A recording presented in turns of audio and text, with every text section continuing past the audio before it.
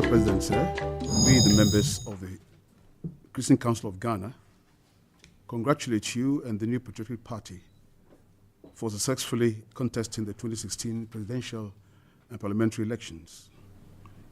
We assure you, sir, and our government of our support and loyalty, and pledge always to keep you in our prayers. We also commend you, Mr. President, for steering the affairs of the state so far and the efforts you've made to put in place your ministerial team, Council of State, and the other appointments made for the smooth running of our dear homeland. Your State of the Nation address encapsulated all the matters of national interest, indicating your thorough understanding of prevailing conditions and your determination to fix them satisfactorily. 2017 budget, which was read about a week ago, is indicative of your determination to see to the stabilization of the city and for the growth in our economy. The budget also, Mr. President, considered the poor and the needy in our society, for which reason we highly commend you and our government. Accept also, Mr. President, our commendation for the Diamond Jubilee celebrations and for the laudable provision of a national cathedral which is in the making. The appointment of a chieftaincy and religious affairs minister, we believe, will be of great interest to all Ghanaians, and the Christian Council of Ghana assure you of our contributions to the realization of your dream. Your stance on corruption, keeping safe the public purse, on sanitation and environment, national identification, time management, and being proud of being a Ghanaian add more luster to your overriding determination to make our country progressive, stable, and productive. In spite of the signs of progress so far registered, Mr. President, there are, however, some glitches such as the transition period challenges which should be addressed. And we will trust that you have the team and the stamina to accomplish them. In conclusion, Mr. President, sir, we greatly appreciate the fact that you made this meeting possible. Thank you very much for the time spent with us. We will always offer our support to you and to our government to address some of the glitches that nearly marred the transition period and on other subjects of national interest for which we believe another meeting with you and with the relevant ministries may be requested for. We are ever so grateful, Mr. President, for this opportunity, and we pray for you, your family, our government, and your staff here in the Jubilee House. God bless you, President, and may we live in peace and prosperity during the tenure of office. Thank you very much, sir. First of all, let me welcome you very, very warmly to the seat of the presidency of our country. I believe I'm in a good place because in these last weeks, I'm surrounded by all the leading priests in Ghana, almost on a daily basis, and I'm feeling very good about that. I'm very happy, and I'm grateful for the words of encouragement and commendation that you put on the table. But on my side too, I want to begin by thanking you.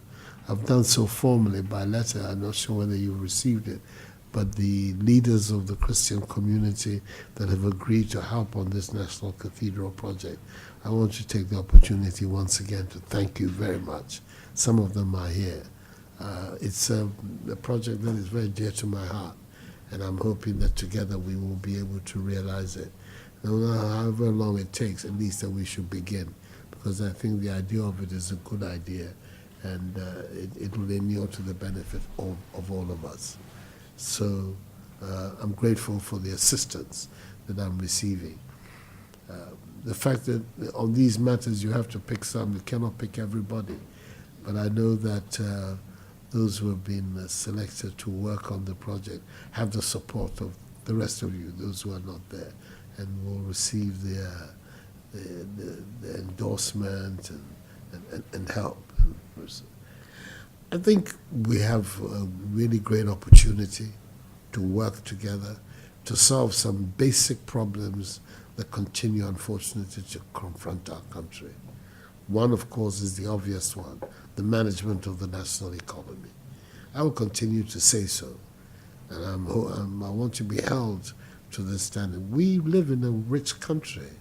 The potential of our country is enormous. And really, if we put our minds to it and all of us behave properly in Ghana and give it our best shot, we shouldn't be where we are now. So, and the voices from your side that are raised in support of this idea, for me, are extremely welcome. I think the more we hear from you about the conditions of our economy, the way our people are living, the better for all of us. It shouldn't be a matter left just to politicians to talk amongst themselves. It's a matter that concerns the entire society, and you are society's leaders. And it is good that our people were here. We can do much better than what we have done so far, and all of us should make it our purpose to work towards making that better outcome that we want. Part of it, of course, is the fight against corruption. It's become a major issue because in the last few years, the perception of how government has behaved has not been positive. In fact, it's been quite negative. Unfortunately, some of the evidence that is beginning to come out since we came is reinforcing that negative perception. We can't continue to go down that road. We're going to need your help, because your moral advocacy and the moral stature that individually and collectively you represent in our country is an invaluable assistance in such a fight. I've insisted at the very outset that my ministers all declare their assets, and by Wednesday a formal statement will come before the country that they have all indeed filed and declared and filed their assets. There are all kinds of small gestures that need to be made to signal the determination to take on this issue of corruption in public life. I intend, in fact, to bring legislation before the Parliament, revising the Assets Declaration procedure. Give Parliament a free vote to decide. There are some people who have cultural problems with disclosure. They don't want your nephews to know how much money you have. They're not considerations that should be ignored, but I think that if we give a free vote to Parliament to decide to look at this matter, we'll get the sense of how the country feels. But there are several. One of them, of course, is also, I've indicated already, the determination to make corruption a felony and a serious capital, as it were, capital offense in the hierarchy of laws of offenses in our country. We are going to establish this Office of Special Prosecutor. It will be done in the next 2 or 3 months, God willing, and that is also going to be a focal point of this very important battle that all of us have to wage against corruption. But your voice is raised on this matter. My plea is that it should continue to be raised, even if it becomes strident. I don't think you should allow that to deter you. It's important for the future of our country that we have public officials, political as well as professional, who have a certain minimum conduct and minimum level of integrity when they're dealing with the monies of our country. They're not our monies. They belong to the people of Ghana, and we should see to it that the people of Ghana are the major beneficiaries, the exclusive beneficiaries of how these monies are dealt with. So I welcome your assistance. I welcome your support in this fight, and I'm hoping that I hear Reverend Frimpong Puni and others speaking out very loudly on this issue, that it should be a chorus that is coming from you of the matter. For us to say we want to draw a line in the sand and that we're turning over a new page,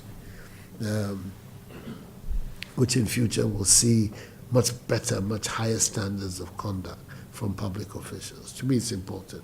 I think that if I can convey that and that line in the sand is drawn in my time, it'll be like, as much of a contribution as I can dream of to making to the welfare of Ghana. And I need your support. I meet you like this, it's an opportunity to continue to thank you for the work that the churches do in Ghana in our educational and health and social welfare areas. So much of our system of social welfare would collapse without the involvement that the churches make in it. And we want to continue to thank you for it. I think very soon, once we have settled, the discussion about the fate of the mission schools, the level of autonomy that you are looking for, how that can be integrated in the wider educational sector, that conversation has to be undertaken and concluded. I know it's not a wide-ranging conversation that should go on forever and ever, but it needs to be concluded so we will know what the fate is.